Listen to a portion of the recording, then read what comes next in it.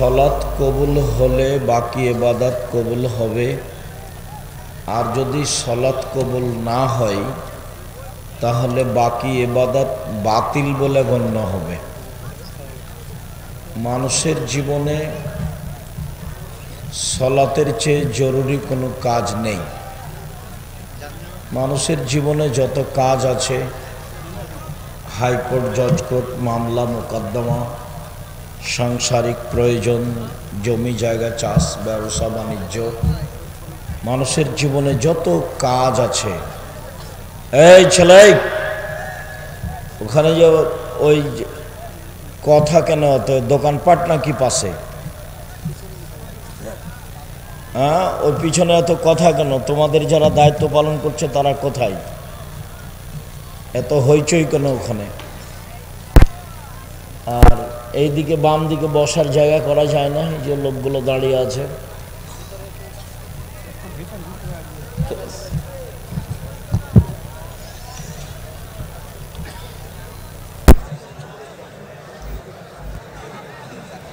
সম্মানিত দিনী ভাই বোন, আপনারা যে যেখানে আছেন চুপ থেকে কথা শুনবেন।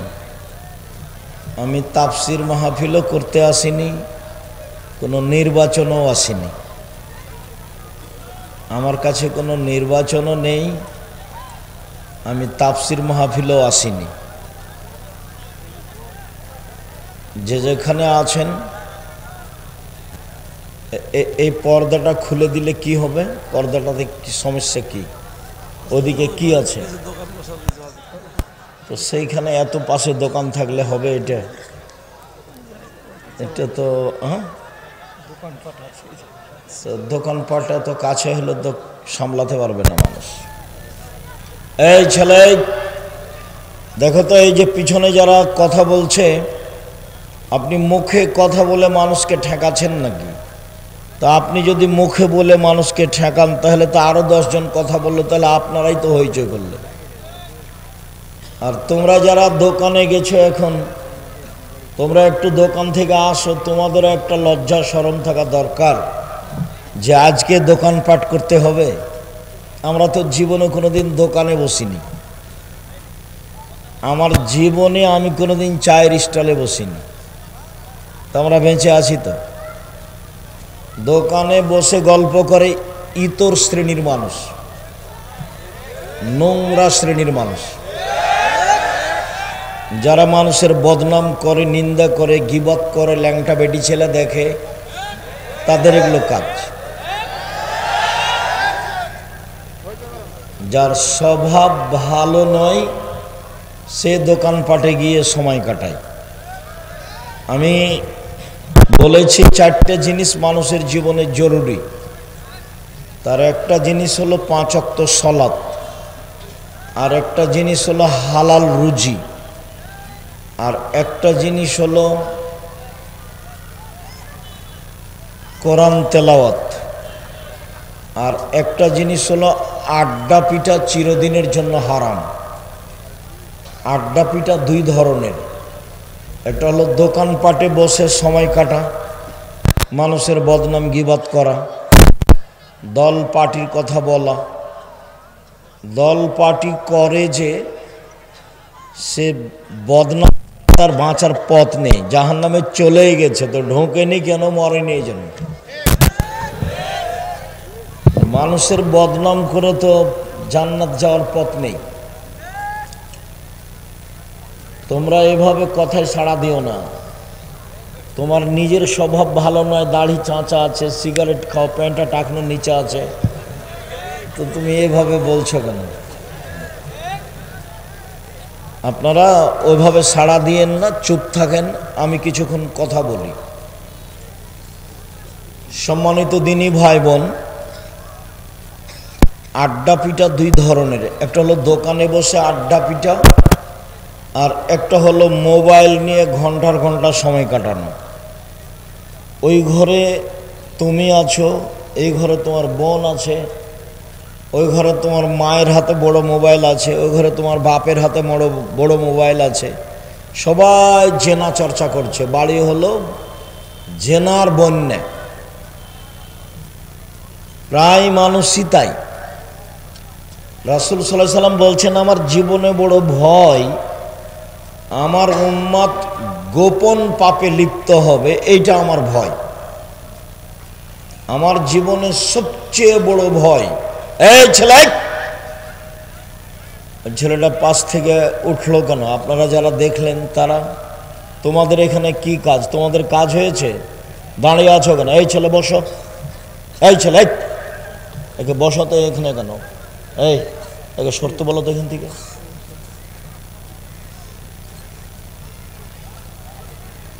সম্মানিত দিনী ভাই বোন, রাসূল সাল্লাল্লাহু আলাইহি সাল্লাম বলছেন যে আমার জীবনে বড় ভয় আমার উম্মত গোপন পাপে লিপ্ত হবে। সবাই একই পাপ করছে কিন্তু কেউ কাউকে দেখায় না। অবশ্য আল্লাহ রাসূল কথা বলেছেন যে তাহারাজুনা তাহারাজাল হেমারে, গাধা যেমন গাধীর সাথে মিলে লজ্জা জানে না, ষাঁড় যেমন গাভীর সাথে মিলে লজ্জা বুঝে না, মানুষ তেমন খোলা মাঠে জেনা করবে, লজ্জা বুঝবে না। আল্লাহ রাসূলের মুখের কথা। মানুষ তেমন খোলা মাঠে জেনা করবে, লজ্জা বুঝবে না। সে সময় চলে এসেছে। আর যত দল পার্টি বেশি হবে তত মানুষের চরিত্র ইতর শ্রেণীর হয়ে যাবে, নোংরা। ওরা হায়ানার মতো। ওকে জেলে দাও, ওকে হাজতে দাও, ওকে আটকাও, ওকে বাঁধো, আর বদনাম করো, আর গিবাত করো, সারাদিন এভাবে চলে। আমার জীবনে দুটা ত্যাগ, আমি জীবনে দুটা ত্যাগ করি। একটা হলো এই, আমার জীবনে আমি কোনোদিন কারো প্রতিশোধ নিব না। এটা আমার জীবনের ত্যাগ, প্রতিশোধ নিব না। হেনসুগঞ্জ সিলেটে ওসি আমাকে বলছে যে আপনি খালি সিগনেচার করেন, মামলা আমি চালাবো। তো আমি না, আমি মানুষের বিরুদ্ধে মামলা করি না, করব না। আর আরেকটা জীবনের স্বাদ, মানুষের বদনাম করব না। মানুষ যদি আমাকে ধুয়ে ছেড়ে দেয়, যার যা ইচ্ছা লাগে সে যদি তা গালি দেয়, আমি তাকে পাল্টা কিছু বলবো না। খুব ত্যাগ, প্রতিশোধ নিব না, আর বদনাম করব না। বদনাম করে পরকাল হারায়, আগানো যায় না।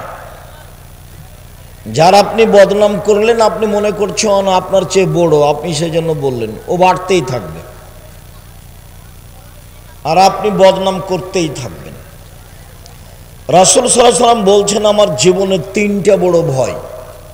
এক, আইম্মাতা মুজিল্লিন, ভ্রান্ত হুজুর, হুজুর হবে ভ্রান্ত, এটা তার ভয়। এই কথাটা অন্য জায়গায় বলছেন আল্লাহ রাসূল যে এখনো মিম্বাদি আইম্মা, আমার পরে কতগুলো আলেম ওলামা আসবে, ইয়াহদুনা বেগাইরে হাদিয়াতি, আমার আদর্শ ছাড়া অন্য আদর্শ ধরে নিয়ে বলবে এইটা রাসূলের আদর্শ। আমার সুন্নাত ছেড়ে দিয়ে অন্য সুন্নাত ধরে নিয়ে বলবে এইটা রাসূলের সুন্নাত। আদর্শ কি? আদর্শ হলো এক গিলাস পানি দিলাম আমি, তো আপনি বলবেন জাযাকাল্লাহ খায়ের, তা আপনি বলছেন থ্যাংক ইউ। এটা রাসূলেরটা বাদ দিয়ে ওটা বললেন। কয়েক কোটি বার যদি আপনি থ্যাংক ইউ বলেন তো এক নেকি হবে? আর যদি একবার জাযাকাল্লাহ খায়ের বলেন, জাযাকাল্লাহ খায়ের মানে জানেন? আপনি যে এক গিলাস পানি দিলেন, আল্লাহ এর প্রতিদান দেখ আপনাকে। আমি মানুষ, আমি আর কি প্রতিদান দিব? এক গিলাস পানির বিনিময়ে আমি কাকে দিতে বললাম? আল্লাহকে। ওর তার শক্তি অনুপাতে দিবে, যেদিন দিবে। আপনি লন্ডনে বিপদে পড়েছেন, আমি বলেছি জাযাকাল্লাহ খায়ের, তো আল্লাহ লন্ডনে আপনাকে এই বাক্যটার উত্তর দিয়েছেন, আপনাকে বাঁচিয়ে দিয়েছেন। তো জাযাকাল্লাহ খায়ের ছিল একটা আদর্শ, হয়ে গেছে আরেকটা। মানুষ কোরআন মাজিদ পড়ে বলছে যে দেখেন আল্লাহ বলেছে মিলাদ করতে হবে। মানুষ একবারে কোরআন মাজিদ খুলে দেখাচ্ছে আল্লাহ বলছেন যে ভোট দিতে হবে, খুলে দেখাচ্ছে কোরআন মাজিদ। কেমনে হয়? মানুষ নিচে নামতে নামতে নামতে কত দূরে গেছে। আল্লাহ তাআলা বলছেন যে ওরা কুকুর শ্রীগালের চেয়ে খারাপ, মানুষ পশু প্রাণীর চেয়ে খারাপ, কুকুর শ্রীগালের চেয়ে খারাপ, পশু প্রাণীর চেয়ে খারাপ মানুষ। বালহুম আদাল, কুকুর শ্রীগালের চেয়ে খারাপ। যে মানুষের বদনাম করে, যে মানুষের গীবত করে, যে মানুষকে অপমান করে, যে মানুষকে জেল হাজতে দেয়, যে মানুষ মানুষের জমি দখল করে, ক্ষমতা দেখায়, দাপট দেখায়, এ হলো কুকুর শ্রীগালের চেয়ে খারাপ। ক্ষমতা দেখিয়ে, দাপট দেখিয়ে, দলীয় ক্ষমতা দেখিয়ে একদিন বেঁচে থাকার চেষ্টা করিয়েন না। একদিন আপনাদের নেত্রীর সময় মাত্র ৪৫ মিনিট, জুলুম দিয়ে বেঁচে থাকার চেষ্টা করিয়েন না। রাসূল সাল্লাল্লাহু আলাইহি সাল্লাম বলছেন, সিনফান মিন উম্মতি লান তানালুহুম শাফাতি, বিচারের মাঠে আমি দুই শ্রেণীর মানুষের পক্ষে কথা বলবো না। বিচারের মাঠে আমি দুই শ্রেণীর মানুষের পক্ষে কথা বলবো না। এক, ইমামুন জালুমুন গাসুম, স্বেচ্ছাচারী, স্বৈরাচারী, বদমেজাজি, জুলুমবাজ নেতা, এর পক্ষে আমি কথা বলবো না। দুই, গালুন মারিক, বিশ্বাসঘাতক, যে আত্মসাৎ করে, যে বিশ্বাসঘাতক, আমি তার পক্ষে কথা বলবো না। বিচারের মাঠে আল্লাহ দুই শ্রেণীর মানুষের পক্ষে কথা বলবেন না। অবশ্য অন্য জায়গাতে তিন শ্রেণীর বলেছেন, যে তিন শ্রেণীর মানুষ আছে, লা ইউকাল্লিমুহুমুল্লাহু তাআলা ইয়াউমাল কিয়ামাহ, তিন শ্রেণীর মানুষের সাথে আল্লাহ বিচারের মাঠে কথা বলবেন না। ওয়ালা ইয়ানজুরু ইলাইহিম, তাদের প্রতি দয়ার দৃষ্টি দিবেন না। ওয়ালা ইউযাক্কিহিম, তাদের পবিত্র করবেন না। ওয়ালাহুম আযাবুম মুহিন, তাদের জন্য আছে অপমানজনক শাস্তি। এক, আল মুসবিল, টাকনোর নিচে পায়জামা প্যান্ট লুঙ্গি রাখে, যে তার সাথে আল্লাহ কথা বলবেন না। এটি কি এত বড় পাপ কেন? ওখানে না হয় কথা ঠিক ছিল, বলছিলাম তিন শ্রেণীর চার শ্রেণীর মানুষ জাহান্নামে যাবেই যাবেই। এক, আকুন, বাপ মাকে মানে না, যে ভালো কথা, যে বাপ মাকে মানে না সেটা খারাপ। কোম্মার, কাম্মার, জুয়া খেলে, জুয়া খেলে যে সে যাবে না, জান্নাতে যাবে না। মদমেনুল খামর, নিয়মিত নেশাদার দ্রব্য খায়, পান করে, যে এই সব মানুষের সাথে আল্লাহ বিচারের মাঠে কথা বলবেন না। তিন শ্রেণীর মানুষের সাথে আল্লাহ কথা বলবেন না। এক, আল মুসবেল, টাকলোর নিচে পায়জামা প্যান্ট লুঙ্গি পরে, যে। দুই, মালিকুন কাযাব, মিথ্যুক দায়িত্বশীল, যে হেড মৌলানা, headmaster, principal, vice chancellor, jail super, chairman, member, MP, মন্ত্রী, টিওনো, ইওনো, ডিসি, এডিসি, যারা যেখানে মিথ্যা কথায় দায়িত্ব পালন করবে, আল্লাহ তার সাথে কথা বলবেন না। ধোঁকাবাজ, প্রতারক, বিশ্বাসঘাতক, বদমেজাজি, জুলুমবাজ, এদের সাথে আল্লাহ বিচারের মাঠে কথা বলবেন না। ফেরাউন এর চেয়ে অল্প সময়ে হারালছে। আপনাদের নেতার তো সময় ৪৫ মিনিট ছিল, ফেরাউনের ৪৫ মিনিট ছিল না, ২-১ মিনিট। জুলুম যত বেশি হবে, ধ্বংসের সময় তত কম হবে।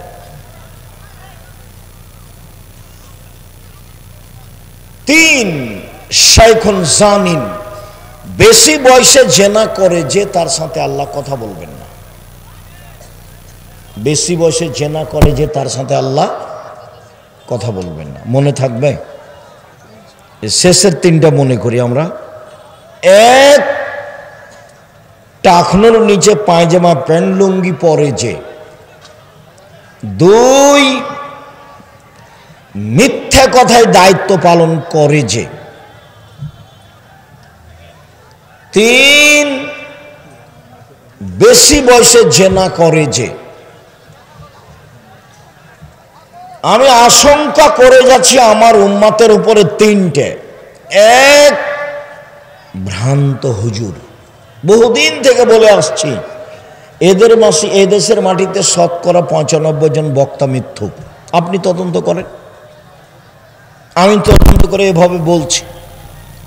আমি বলি না যে আমার তদন্তই চূড়ান্ত, তবে আমার তদন্তে এভাবে টিকে। শতকরা 98 জন মুফাসসির মিথ্যুক। এই ছেলে, যেখানে যা হোক এখান থেকে কেউ উঠতে পাবেন না।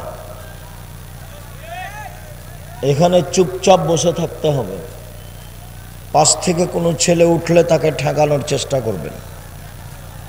সবচেয়ে বড় ভুল হয়েছে পাশে দোকান দেওয়া।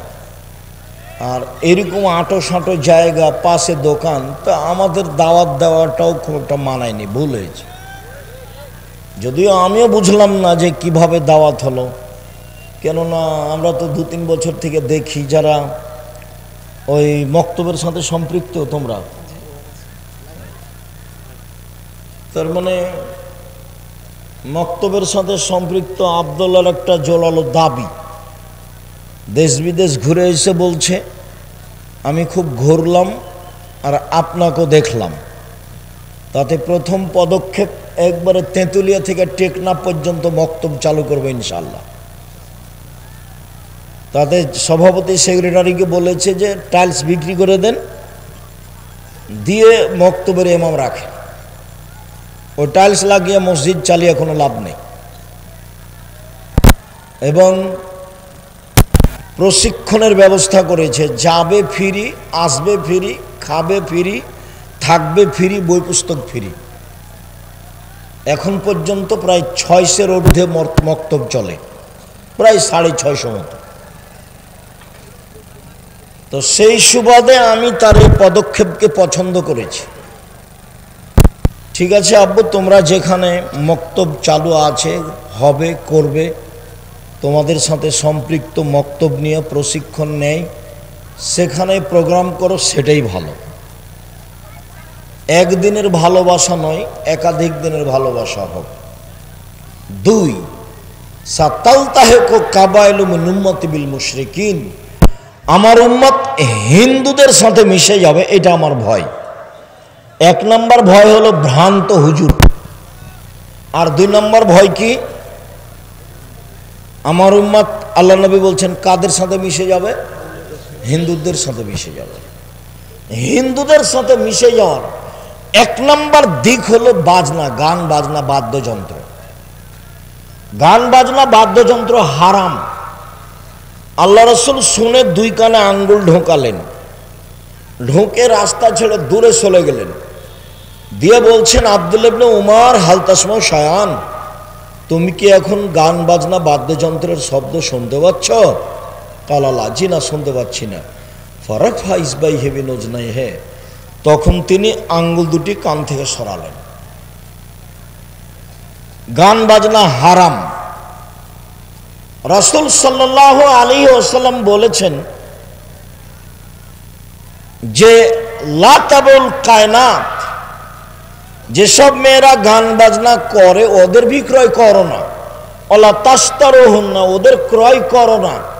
ওলা তুয়াল্লিমাহুন্না, ওদের গান বাজনা শিখিয়ে দিও না। অসামানাহুন্না হারাম, ওদের উপার্জিত পয়সা হারাম। আমার উম্মতে যেগুলো প্রকাশ পাবে ভয়াবহ হিসেবে যারা জাহান্নামে যাবে, 1, আমার উম্মত হালাল মনে করবে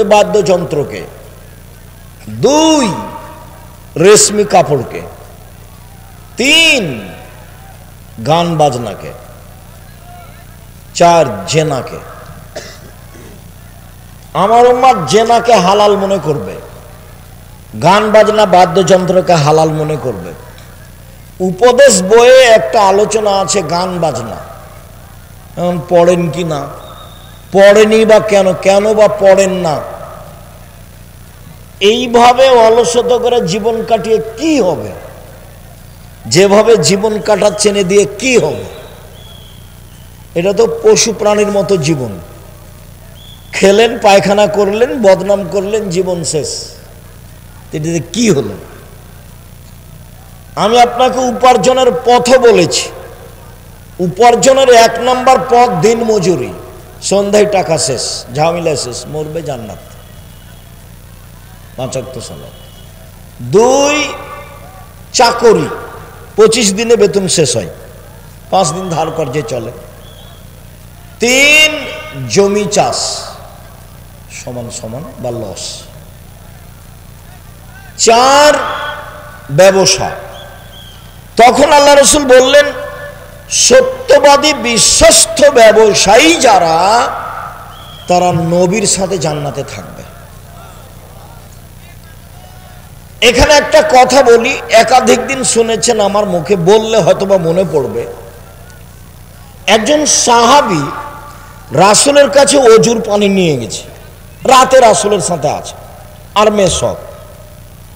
তো নিয়ে যেতেই রাসূল খুশি হয়ে বলছেন, সালমা শেতা, তোমার যা ইচ্ছা তাই চাও, আমি খুশি হয়েছি। বাহ, তুমি আমার জন্য অজুর পানি নিয়ে এসেছো, মেশাক নিয়ে এসেছো, তোমার চালচলন তো ভালো, চাও, কি চাও চাও। তখন সাহাবী বলছেন, আসআলুকা মুরাফাকাতাকা ফিল জান্নাত, আপনার সাথে জান্নাতে থাকতে চাই। কথা মনে থাকবে না মনে হয়? আল্লাহ রাসূল ওর উপরে খুশি হলেন কেন? অজুর পানি আর মেশক দিয়েছেন সেই জন্য। বুদ্ধিমান ছেলে। এই জন্য যারা অধীনস্থ কাজ করে তাদের খুব হুঁশিয়ার এবং সতর্ক হতে হয়। আহমদ, জি ঠিক আছে, আহমদ নেই, আহমদ নেই, আহমদ নেই। 5 মিনিট পরে আপনি আমাকে ডাকছিলেন, তোকে দিয়ে কাজ হবে না রে, তুই কাল চলে যা। স্বাভাবিক এটা। আল্লাহ রাসূল খুশি হয়েছেন সাল্লাল্লাহু আলাইহি সাল্লাম। তা চাও কি চাও? তো আপনার সাথে জান্নাতে থাকতে চাই। তো আল্লাহ রাসূল বলছেন, আওয়া গায়রা জালিক, না না না না, এটা নয়, অন্য কিছু চাও, অন্য কিছু চাও। তখন সাহাবী বলছেন, হোয়া জাকা, ওটাই চাই, আপনার সাথে থাকতে চাই। তখন আল্লাহ রাসূল সরাসরি বললেন, আচ্ছা ঠিক আছে। এ কথা বললেন না, তিনি বললেন, আইন্নি আলা নাফসিক বিকাসরাতি সুজুদ, তুমি বেশি বেশি তাহাজ্জুদ পড়ে আমাকে সহযোগিতা করো। আমি এমনি কোনো মানুষকে জান্নাতে নিয়ে সাথে থাকতে পারবো না। আবার এখন বলছেন যে সত্যবাদী ব্যবসায়ীরা কার সাথে থাকবে? নবীর সাথে থাকবেন। তাহলে এইটা কেমন কাজ? অনেক ভালো কাজ। ধোঁকাবাজি করে না যারা, ফাঁকি দেয় না যারা, জুয়াচুরি করে না যারা, আত্মসাৎ করে না যারা, অল্প লাভে ব্যবসা বাণিজ্য করে যারা, মিথ্যা কথা বলে জিনিস বিক্রি করে না যারা, এরা ব্যবসা করে চকলেটের ব্যবসা হলো, এ কার সাথে থাকবে? নবীর সাথে থাকবে। তখন তিনি বলছেন, আত্তাজির আস-সাদিক আল আমিন, 1 ব্যবসায়ী, 2 সত্যবাদী, 3 বিশ্বস্ত, আস্থাভাজন। 4-5 দিন গোস্ত বাজারে কিনতে গিয়ে বুঝতে পেরেছেন যে ওই লোকটার গোস্ত কমে না, আর আরো বাকি 2 জন গোস্ত দেওয়া আছে, কিনেন, দে বাড়িতে গিয়ে মাপেন, কমে যায়। কিছুদিন পরে কার কাছে গোস্ত নেবেন? যার কমে না। আর এ মনে করছে যাগ্গে সারাদিনে 2 জনের কাছে বিক্রি করতে পারলে হলো। কয়দিনে দেখবেন যে আর দোকানটাও নাই, উঠে গেছে। এই কথাটা বুঝাতে গিয়ে আমি বলি, 2-1 দিন বলেছি যে ঢাকা বাইতুল মুকাররমে যে মসজিদে জুমার দিন একজন বলে পাঞ্জাবি, আরেকজন বলে 3000। মানে এবার পাঞ্জাবির দাম কত? 3000। সারাক্ষণ বিক্রি করেছে, এখন সন্ধ্যায় বলছে যে আজকে খুব লাভ হয়েছে। আরে ওই দাম তো, ওর দাম তো 300 টাকা, ওকে কততে বিক্রি করেছে? 3000। আপনি বিশ্বাস করেন 3 মাস পরে গিয়ে দেখবেন যে লোকটাও নয়, দোকানটাও নেই। আল্লাহ রাসূল বলছেন মহিক্য বারাকাতাহু, তার বরকত মিটে যাবে। ও ধোঁকাবাজ ব্যবসায়ী, ও আত্মসাৎকারী ব্যবসায়ী, ও গাদ্দার ব্যবসায়ী, ও জুলুমবাজ ব্যবসায়ী, ওর ব্যবসা হারিয়ে যাবে। দোকানপাট 2 বছর 4 বছর পরে সব কিছু যাবে, টাকা মায়েরে মরে কি করে সব ধ্বংস হয়ে যাবে। ব্যবসায়ী 1 সত্যবাদী, 2 বিশ্বস্ত। এই ব্যবসায়ী কার সাথে থাকবে? নবীর সাথে থাকবে। এই কথা আল্লাহ রাসূল বলেছে। রাসূল সাল্লাল্লাহু আলাইহি ওয়াসাল্লাম বলেন আমার জীবনে 3টা বড় ভয়। 1 ভ্রান্ত হুজুর, 2 কি আমার উম্মত হিন্দুদের সাথে মিশে যাবে, জাযাকাল্লাহ খায়ের। 3 সাতাবদ কাবাইল মিনুমুত আলাওসান, আমার উম্মত মূর্তি পূজা করবে। প্রায়ের বাড়িতে ছবি আছে, তার বাপের আছে, তার মায়ের আছে, নেতা নেত্রীর আছে, তারপর পুতুল আছে। যাদের বাড়িতে পুতুল আছে, কাঁকড়া আছে, সব মুনাফেকেরা। মুনাফেক মুনাফেক বক্তব্য শুনে বক্তব্যের সাথে মুনাফেকি করে। ছবি কেন তোমার বাড়িতে? আমি তো বহুদিন বলেছি যে বাপ মারা গেছে, পাসপোর্ট সাইজের ছবিটা ছিঁড়ে ফেলে বাপের কবরের পাশে গিয়ে হাত তুলে দোয়া করতে। আপনার বাড়িতে আপনার ছবি, আপনার মায়ের ছবি, আপনার বাপের ছবি, আরো লোকের ছবি কেন? কেন? আপনি কি দেখাতে চাচ্ছেন? কার ভালোবাসা দেখাতে চান? শ্বাস বন্ধ হয়ে গেল, এগুলো শেষ। আমার উম্মত হিন্দুদের সাথে মিশে যাবে, গান বাজনা বাদ্যযন্ত্রে মত্ত হবে। সব দোকানেই বাজনা বাজে, সব মোবাইলেই বাজনা বাজে, সব বাড়িতেই বাজনা বাজে, সব দোকানেই প্রায় মেয়ে নাচে, প্রায় সব মোবাইলে মেয়ে নাচে, প্রায় সব বাড়িতে মেয়ে নাচে।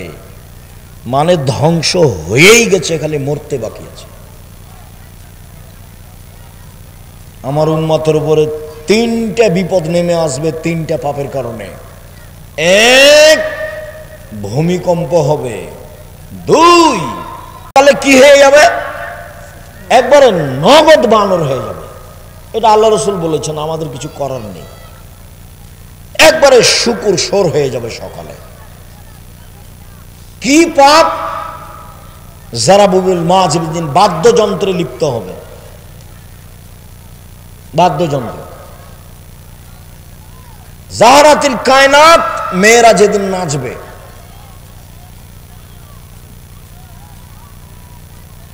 সারেবুল খমরা, যেদিন মানুষ নেশাদার দেব, বিড়ি তামাক জর্দা সিগারেট গোল খাবে। মনে থাকবে না? মনে হয় সিরিয়াল তো মনে থাকার কথা। 1 কি বাদ্যযন্ত্র প্রকাশ পাবে, 2 মেয়েরা নাচবে, 3 মানুষ কি খাবে? বিড়ি সিগারেট জর্দা গোল এগুলো খাবে। তখন এই অবস্থা নেমে আসবে, খুব কাছাকাছি চলে এসেছে। এরা বানর হবে কেন? শুকুর হবে কেন? আল্লাহ রাসূল বলতেন যে সাপ হয়ে যাবে, ব্যাঙ হয়ে যাবে, হায়না হয়ে যাবে, হিংস্র প্রাণী হয়ে যাবে। এটা না বলে বলছেন যে বানর হয়ে যাবে, শুকুর সোর হয়ে যাবে। পৃথিবীতে একটা প্রাণী আছে যেটা অনুকরণ করতে পারে মানুষের, এরকম আর কোনো প্রাণী নাই পৃথিবীতে। সে প্রাণী কোনটা? বানর। মুসলমান যেদিন ইহুদি খ্রিস্টানের অনুকরণ করবে, সেদিন এরা সন্ধ্যায় থাকবে মানুষ, সকালে হবে বানর। আর আরেকটা প্রাণীর কোনো হিতাহিত জ্ঞান নেই, কোনো বুঝই নাই তার, সেটা হলো সোর, শুকুর। এখানে ঘাস উঁচু হয়ে আছে, ভিতরে গোবর আছে, আপনি গরুকে নিয়ে যে খাওয়াতে পারবেন না। এখানে গরু জবাই করেছেন, আর একটা গরু পাশ দিয়ে টেনে নিয়ে যেতে পারবেন না। বুঝাতে পারিনি কথা, অথচ তার নাম গরু। আমাদের দিকে বলে গরু সবই খায়, গরু এখানকার ঘাস খাবে না, তার মানে তার বুঝ আছে। সরকে এখানে লাগান, সরের বিবেচনা বলে কোনো জিনিস নাই। যেদিন মুসলমানের বিবেচনা হারিয়ে যাবে, সেদিন এরা হয়ে যাবে বানর, সেরা দিন হয়ে যাবে সর। একটু রাসূল সাল্লাল্লাহু আলাইহি ওয়াসাল্লাম বলছেন, পৃথিবীর মানুষ শুনে রেখো, আমার উম্মত ইহুদি খ্রিস্টানের সাথে মিশে যাবে। ডান পায়ের জুতা যেমন বাম পায়ের সমান, আমার উম্মত ইহুদি খ্রিস্টানদের সাথে মিশে যাবে। ডান হাতের বিঘত যেমন বাম হাতের সমান, তেমনি ভাবে আমার উম্মত তাদের সাথে মিশে যাবে। চলাতে, ফিরাতে, কথাতে, বার্তাতে, পোশাকে, আশাকে, খাওয়াতে, দাওয়াতে, বই কলমে, অফিসে, আদালতে, কোর্টে, কাচারিতে, সব কিছুতেই কাদের সাথে মিশে যাবে? ইহুদি খ্রিস্টানদের সাথে। এবার নিচে নামতে লাগলেন। নিচে নামতে নামতে বলছেন যে ইহুদি খ্রিস্টান যদি মায়ের সাথে জেনা করে থাকে, তো আমার উম্মত মায়ের সাথে জেনা করবে। এটা রাসূলের মুখের ভাষা। দেখতে পাচ্ছেন না, ইহুদি খ্রিস্টানদের সব কিছু ওরা ভালোবাসে। মেয়েদের পোশাক কেমন দেখছেন না, লুঙ্গি প্যান্ট পরা ভালোবাসছে, মাথার চুল ছোট করা ভালোবাসছে। এখানে কতগুলো ছেলে আছে যে মাথা সরাতে বলেন, কাপড় উপর দিক ছাতা হয়ে আছে, নিচের দিক কাটা আছে। তোমাকে এটা কে শিখালো? তোমাদের বাড়ি তো ওরকম, তোমার মাও ওরকম, তোমার বাপও ওরকম, তুমিও ওরকম। ঘুম থেকে দেখো একদিন তুমি শোর হয়ে গেছো, বানর হয়ে গেছো, কিছু করার নেই। ওটা আল্লাহ রাসূল বলছেন, এ কথা আমি বলিনি। আমি আপনাকে কথা বলে কষ্ট দেব কেন? সেই জিম্মেদারি আমার নয়। জাতির সামনে কোনোদিন অপ্রয়োজনীয় কথা বলিনি, কিসসা কাহিনী বলিনি কোনোদিন। খুব অল্প সময়, খুব ভদ্রতা বজায় রেখে চুপচাপ শুনবেন, জায়গা থাকলে বসবেন, জায়গা না থাকলে দাঁড়িয়ে থাকবেন। আমি আপনার বিরক্তির আগে কথা শেষ করব ইনশাআল্লাহ। সম্মানিত দিনী ভাই বোন, ইবাদতের জগতের সবচেয়ে দামি ইবাদত হলো সালাত। ব্যতিক্রম ইবাদত ওটার ক্ষমতাধর। দান হলো সবচেয়ে শক্তিশালী ক্ষমতাধর ইবাদত। ও একটা থেকে আর একটা ঘটাতে পারে। দান একটা থেকে আর একটা ঘটাতে পারে, আর কোনো ইবাদত এরকম পারে না। তা আল্লাহ রাসূল বলছেন, মহিলারা শোনো, আমি তোমাদের তো অধিকাংশ জাহান্নামে দেখছি, তোমরা দান করো মানে বেঁচে যাবা। দান করো মানে কি? জাহান্নাম থেকে বেঁচে যাবা। ও জাহান্নাম থেকে মুক্তি দিতে পারে, ব্যবসা বাণিজ্যের লস সরাতে পারে, বাড়ির বিপদ আপদ দূর করতে পারে, কবরের শাস্তি বন্ধ করে দিতে পারে, পাপকে মিটিয়ে দিতে পারে, পানি যেমন আগুনকে নিভিয়ে দিতে পারে। আল্লাহ খুব ক্ষিপ্ত, কিছু দান করে দিবেন, ঠান্ডা হয়ে গেছে। ও খুব ক্ষমতাধর ইবাদত। আর ইবাদতের জগতে ব্যতিক্রম ইবাদত হলো সালাত। রাসূল সাল্লাল্লাহু আলাইহি সাল্লাম বলেন, আকিমুর রুকু ওয়া সুজুদা, পৃথিবীর মানুষ ভালো করে রুকু করো, ভালো করে সিজদা করো। কেন? সালাত তিন ভাগে বিভক্ত। এক ওযু, দুই রুকু, তিন সিজদা। মানে সালাতে যদি 300 নেকি হয়, 300 দুই রাকাত সালাতে, যদি রুকু ঠিক হয় তাহলে 100 টিকে গেছে, বেঠিক হলে 100 কাটা গেছে। সিজদা যদি ঠিক হয় তাহলে 100 টিকে গেছে, যদি ঠিক না হয় তাহলে 100 কাটা গেছে। ওযু যদি ঠিক হয় তাহলে 100 টিকে গেছে, ও যদি ঠিক না হয় তাহলে 100 কাটা গেছে। তিনটেই যদি ঠিক না হয় তাহলে এক নেকিও হয়নি। ফমান আদাহা বিহাক্কিহা, কেউ যদি ঠিক ঠিক সালাত আদায় করে, রুকু সিজদা করে, ওযু করে, তাহলে তার ইবাদত কবুল করা হবে, সালাত কবুল করা হবে এবং সব ইবাদত কবুল করা হবে। আর যদি তার এটা ঠিক না হয়, রুকু সিজদা ওযু যদি ঠিক না হয়, তাহলে সব গেছে, একটাও টিকবে না। শুনুন 1 মিনিট, আল্লাহ নবীকে জিজ্ঞাসা করা হলো, আল্লাহ রাসূল বললেন, শোনো সাহাবীরা শোনো, আমি তোমাদের একটা কথা বলে দিব যাতে পাপ মিটে যায়, মান বেড়ে যায়। হ্যাঁ হ্যাঁ বলেন। আমি তোমাদের একটা কথা বলে দিব যাতে পাপ মিটে যায়, মান বেড়ে যায়। বলেন কি?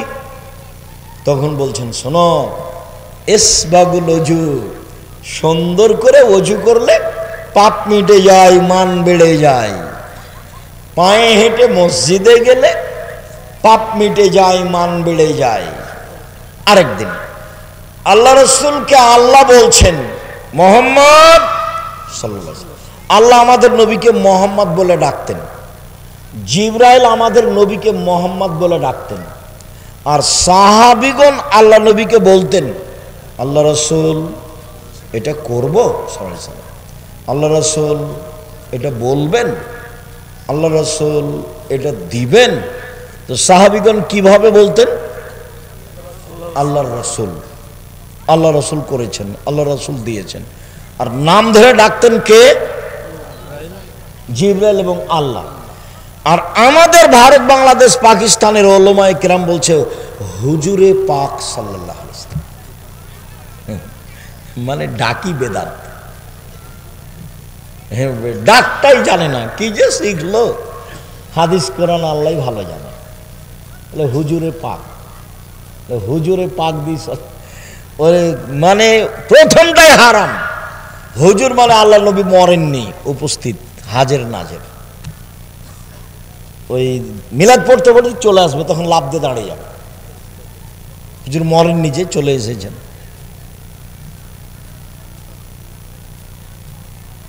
আল্লাহ নবী আল্লাহ বলছেন, মুহাম্মদ জি, ওপরে কি নিয়ে হইচই হয়েছে বলতে পারেন? জি হ্যাঁ পারি। কি? মানুষের পাপ মিটে যাবে কিসে, সেটা নিয়ে কথা হচ্ছে। কিসে পাপ মিটবে? 1, সুন্দর করে ওযু করলে। 2, পায়ে হেঁটে মসজিদে গেলে।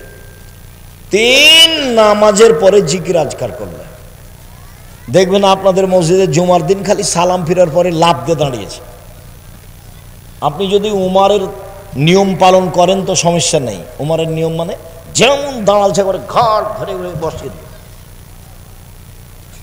এটা হলো উমর রাদিয়াল্লাহু আনহুর নিয়ম। ঘাট ধরে কি করতে হবে? বসিয়ে দিতে হবে। মসজিদ কি তোমার বাবার সম্পত্তি? তুমি মসজিদে এসেছো, মসজিদের নিয়ম নিয়ে চলতে হবে তোমার। মসজিদ যার, তার কাছে অনুমোদিত, এমনি বসা যায় না। আল্লাহ আপনার ঘরে বসবো কি, এভাবে কি কথা হবে? পদ্ধতি হলো 2 রাকাত সালাত পড়ো, তাহলে অনুমতি হয়ে গেছে। মসজিদে বসার অনুমতি কি?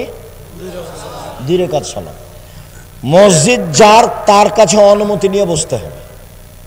তা আমি কি এখন আল্লাহকে বলতে পারবো যে আল্লাহ আপনার ঘরে বসবো কি? উনি কি আমাকে বলবেন যে বসেন? তো মানুষের সাথে তো আল্লাহ কথা বলেন না। দেখেন কি করতে হবে, পদ্ধতি কি? 2 রাকাত সালাত, এটাই পদ্ধতি। এই পদ্ধতিতেই আসতে হবে।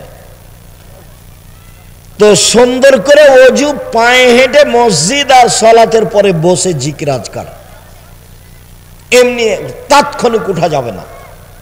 তারপর আল্লাহ রাসূল বলছেন, মান ফাআলা যালিকা আসাবে খাইরিন মাতাবে খাইরিন। এইভাবে উযু করলো যে, পায়ে হেঁটে মসজিদে গেল যে, কিছুক্ষণ বসে জিকির আজকার করলো যে, তার মরে যাওয়া ভালো, তার বেঁচে থাকা ভালো। তার মরে যাওয়া ভালো, তার বেঁচে থাকা ভালো। ওয়াকানা মিন খাতিয়াতিহি কারাজুলিন ওয়ালাদাতহু উম্মুহু। তারপর লোকটা হয়ে গেল সেই দিনের মতো যেদিন তার মাতাকে জন্ম দিয়েছে, নিষ্পাপ। কেউ যদি হজ করে আর হজ যদি কবুল হয় তাহলে কি হয়ে যায়? সেদিনের মতো হয়ে যায়। তাতে 10 লক্ষ টাকা খরচ আছে, রিক্স আছে, টানা হেঁচড়া আছে।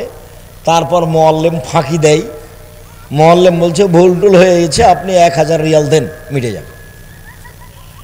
500 রিয়াল দেন, আরো কত কি, তার কোনো হিসাব নাই। কত জিদ্দার, কত ঢাকার, কত কি যে করলো হুজুর। খালি বললো যে এ আর সেই, আমরা করতে থাকলাম।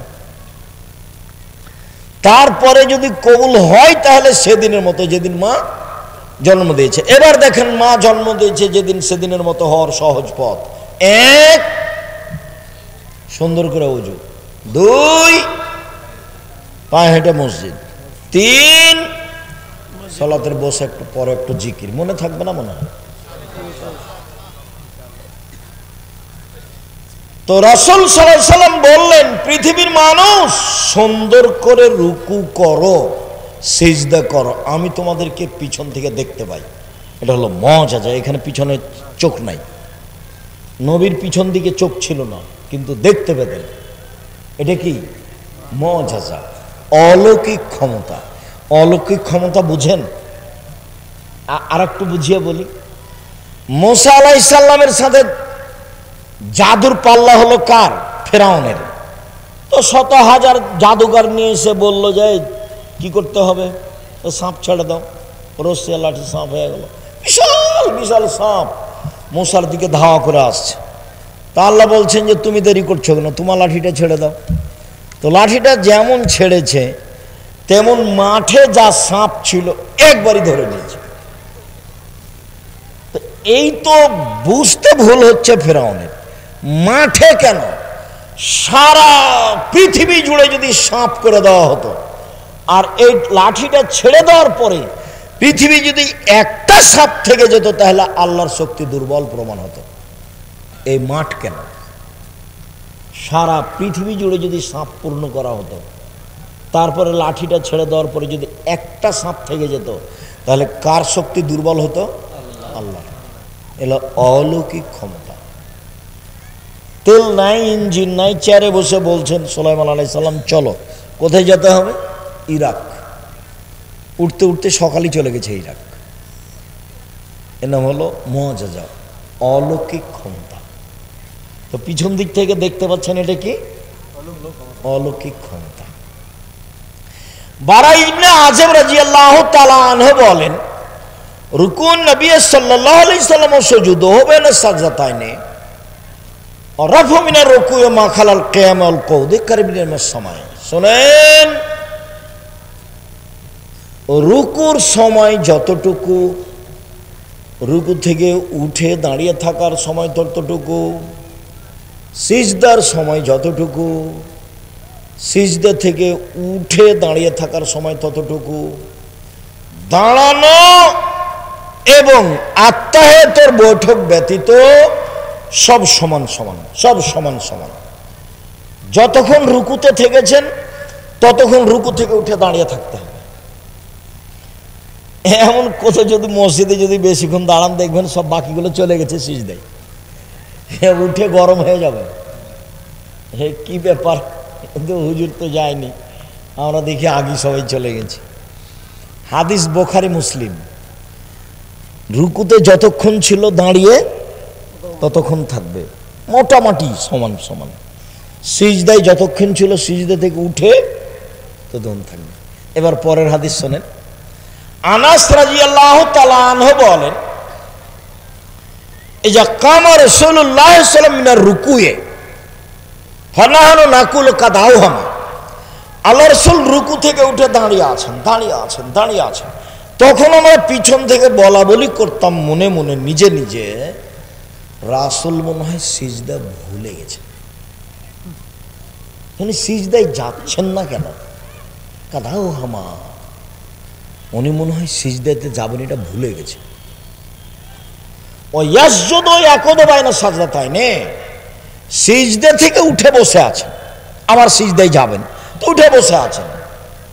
ওয়াকাদ নাকুলু কাদাউহামা, আমরা পিছন থেকে বলতাম আর একটা যে সিজদা করতে হবে, এইটা মনে হয় আল্লাহ নবী কি করেছেন, ভুলে গেছে। আচ্ছা, উনি সিজদায় যাচ্ছেন না কেন? উনি কি মনে করেছেন যে দুটাই হয়ে গেছে? পিছন থেকে কে বলা বলি করছেন? সাহাবীগণ। হাদিস বুখারী মুসলিম, মানে সন্দেহের কোনো সুযোগ নেই।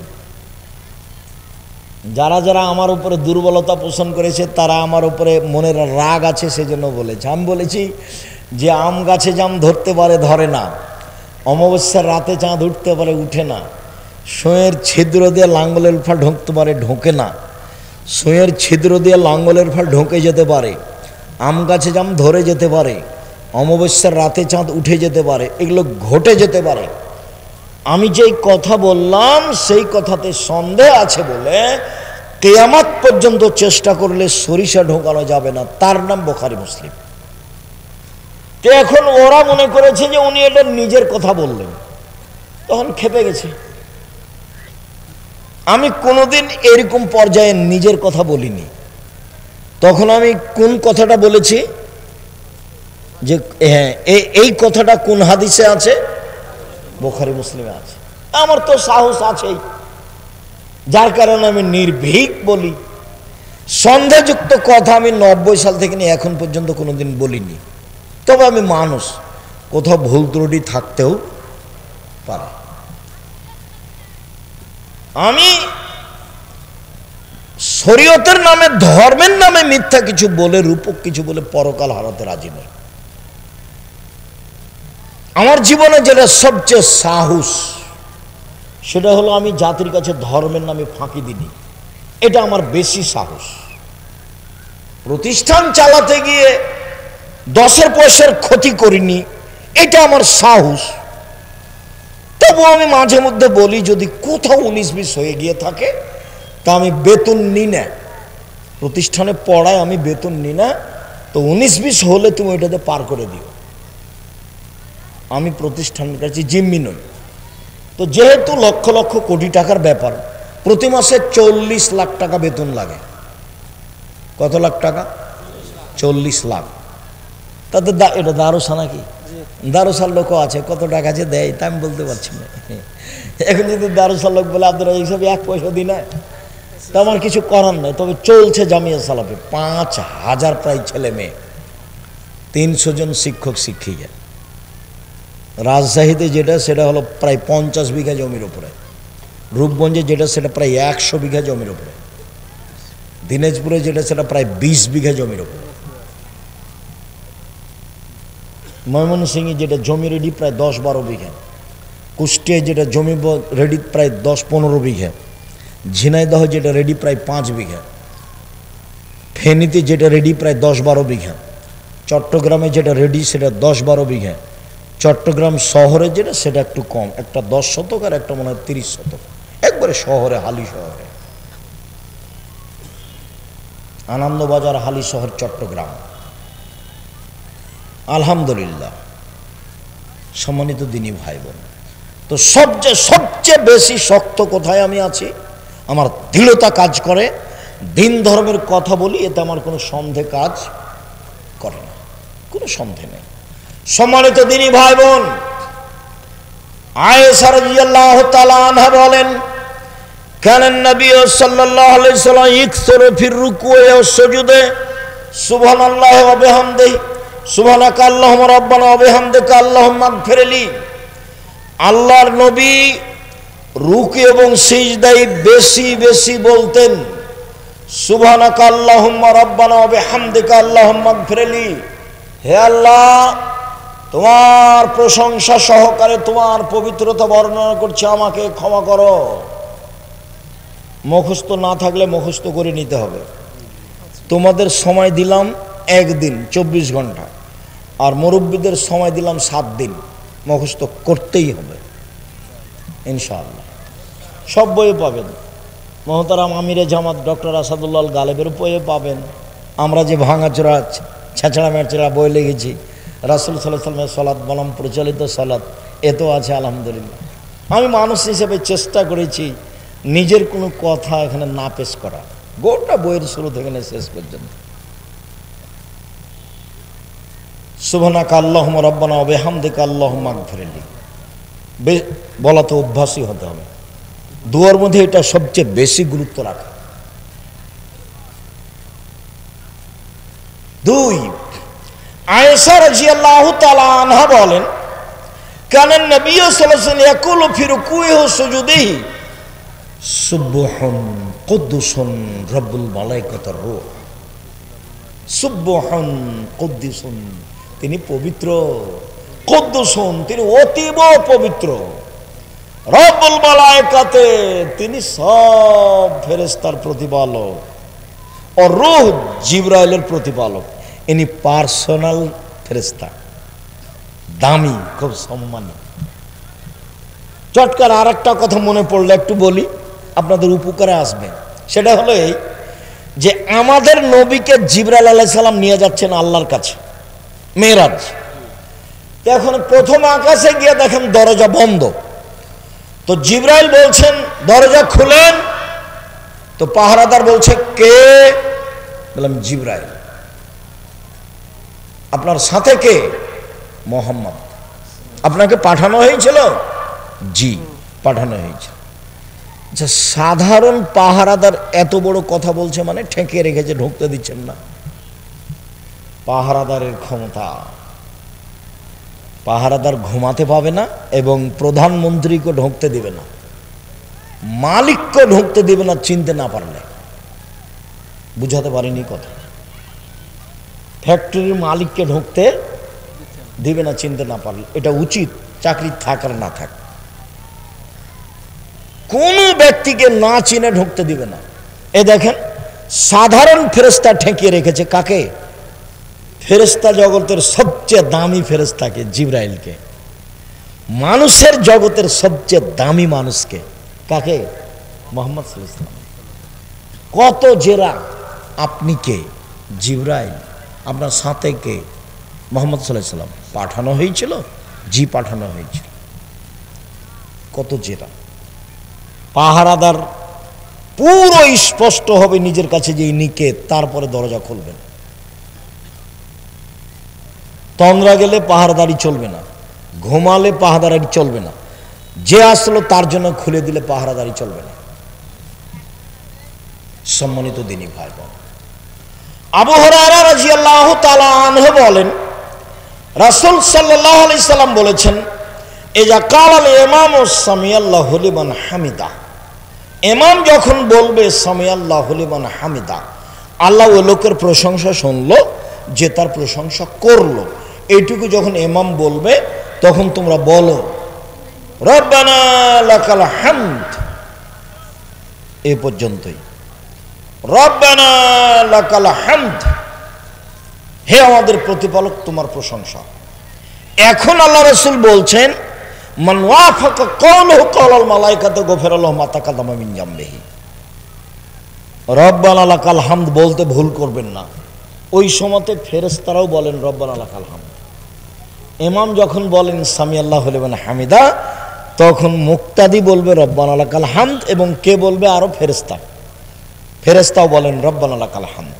তো আপনার এই দোয়া আর ফেরেশতার দোয়া যদি একসাথে মিলে যায়, তাহলে আপনার অতীতের সব পাপ ক্ষমা হয়ে গেছে। বুখারী মুসলিম, মিস করবেন না। রব্বানা লাকাল হামদ। তারপরে আমরা যে বলি হামদান কাসিরান তাইবান মুবারাকান ফি, সেটুকু কি? সেটুকু আরেকটা বলি।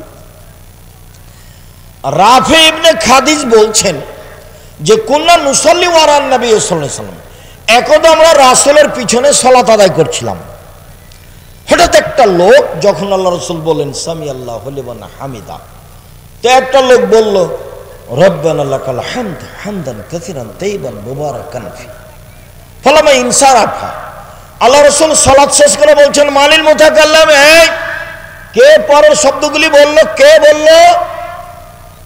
একজন বলছেন আনা, আমি বললাম। তখন আল্লাহ রাসূল বলছেন শোনো শোনো শোনো শোনো শোনো, বিজাত সালাসিনা মালায়েকা ইয়াবতাদিরুনা হাইহুম ইয়াকতুবুলা, তোমার এই দুয়ার নেকিগুলি 39 জন ফেরেশতা লেখার জন্য তাড়াহুড়া লাগিয়ে দিয়েছে। 30-এর অধিক, 39 পর্যন্ত। 39 জন ফেরেশতা তাড়াহুড়া লাগিয়ে দিয়েছে এটা লেখার জন্য নেই। শুনুন, রব্বানা লাকাল হামদ হামদান কাসিরান তাইয়িবান মুবারাকান ফি বলা যায়, তবে জোরে বলতে হবে না। তো ইনি যে জোরে বলেছেন, এটাই ছিল ব্যতিক্রম ঘটনা। সাহাবী এভাবে কেউ বলেননি, আগেও বলতেন না, পরেও বলেননি। কোনো দিন কোনো সাহাবী জোরে বলতেন না। সলাতের মধ্যে একটাই জায়গা জোরে, সেটা বলেন তো কোন জায়গা? আমিন। আর কোনো জায়গা জোরে নেই। তো আমরা দুই সিজদার মাঝের দোয়া জোরে বলি কেন? সামি আল্লাহু লিমান হামিদার দোয়া জোরে বলি কেন? আয়াতের জব জোরে দিই কেন? এক সময়ে ভারত, বাংলাদেশ, পাকিস্তানের নেতারা ছিল খ্রিস্টান, ইংরেজ, ওই ব্রিটিশ। তো ওরা বলেছিল যে মুসলমানদেরকে মুসলিম পার্সোনাল ল হিসেবে সবাইকে দিতে হবে কে কোন মাঝহাব মানে। ওরা জানতো যে এরা মাঝহাব মানে, 4 মাঝহাবের বাকি যারা আছে তাদেরকে ওরা হত্যা করবে, তারা হলো তাদের বিরোধী। তখন আহলে হাদিসেরা কার কাছে আশ্রয় নিয়েছিল? ইমাম শাফি।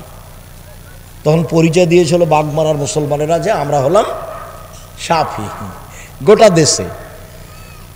তো ইমাম শাফির ফতোয়া হলো এগুলো জোরে বলা। তখন আমাদেরও কাজ কি হয়ে গেছে? এগুলো জোরে বলা। বোঝা যায়নি কথা? এই জন্য আমরা জোরে বলি, তাছাড়া এগুলো জোরে বলার প্রমাণ নেই। সম্মানিত দিনী ভাই বোন, রাসূল সাল্লাল্লাহু আলাইহি সাল্লাম রুকু থেকে উঠে বললেন সামি আল্লাহু লিমান হামিদা, মিলা সামাওয়াতি মিলাল আরজ, আকাশ পরিমাণ প্রশংসা, জমিন পরিমাণ প্রশংসা, ও মিলামা শি'তা মিন শাইইন বা'দ, এরপরে তুমি যা চাও সে তোমার প্রশংসা। অন্য এক বর্ণনায় এসেছে রাসূল সাল্লাল্লাহু আলাইহি সাল্লাম বললেন মিলা সামাওয়াতি মিলাল আরজ ও মিলামা বাইনাহুমা মিলামা শি'তা মিন শাইইন বা'দ, এরপরে বললেন আহলা সানায়ে, সত্যই তুমি প্রশংসার যোগ্য। আক্ক মা কালাল আব্দ, বান্দা যেটা বলেছে সেটা ঠিক বলেছে। অকুলুনা লাকা আব্দুন, সবাই আমরা দাস। তারপর বলতেন আল্লাহুম্মা লা মানিয়া লিমা আতাইতা, তুমি যাকে যা দিবে তাকে কেউ ঠেকাতে পারবে না। ওয়ালা মুতিয়া লিমা মানাতা, তুমি যাকে দিবে না সেটা কেউ দিতে পারে না। তুমি দিলে কেউ ঠেকাতে পারে না, তুমি যদি না দাও কেউ দিতে পারে না।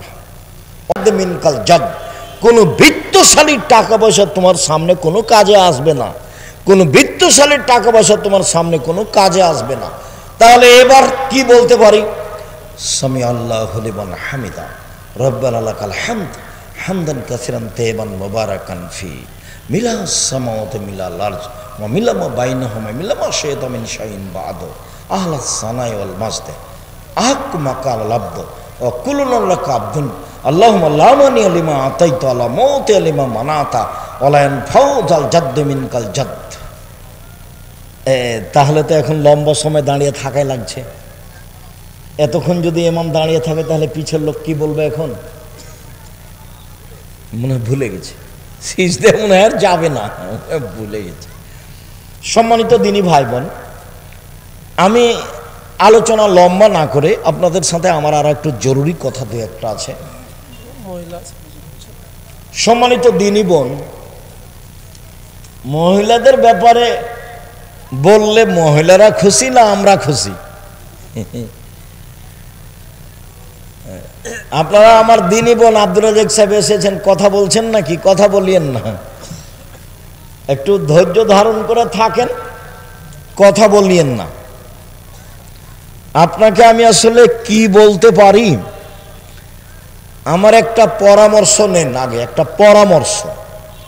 সেটা হলে স্বামীর সংসারে দুটা কাজ করিয়েন না। এক, অভিমান করবেন না। 2, প্রতিবাদ করবেন না। সংসার করা যাক আর না যাক, যদি আপনি বুঝেন যে সংসার করা যাবে না, তো আপনি খোলা তালাক করে সংসার ছেড়ে দিতে পারেন, কোনো সমস্যা নেই। কাজীর কাছে গিয়ে খোলা তালাক করতে পারেন, চেয়ারম্যান মেম্বার কাছে গিয়ে খোলা তালাক করতে পারেন। তবে যেহেতু সংসারে এসেছেন, দুইটা জিনিস ছেড়ে সংসার করেন, শয়তান সুযোগ পাবে না। এক, অভিমান। অভিমান কি?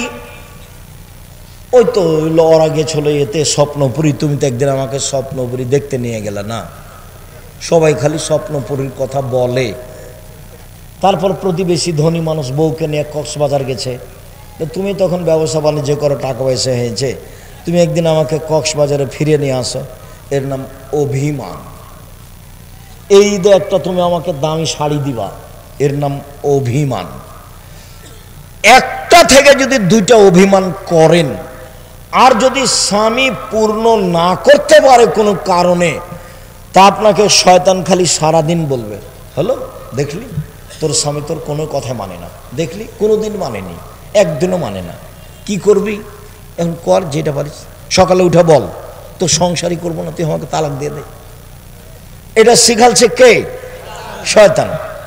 আল্লাহ বলছেন যে এত তার পাওয়ার, এত তার ক্ষমতা, আর সে একদিন দুদিন নয়, 1 মিনিট। শয়তানের ইতিহাসে গেলাম, 1 মিনিট, হাদিস, সহিহ হাদিস। আল্লাহ বলেন, হে শয়তান সরে যা, তোকে বললাম যে আদমকে সিজদা কর, তুই করলি না। তো বলছে আমি কেন করব? আমি আগুনের তৈরি, ও হলো মাটির তৈরি, আমি তাকে সিজদা করতে পারি না। বলে তুই সর এখান থেকে, তুই চলে যা।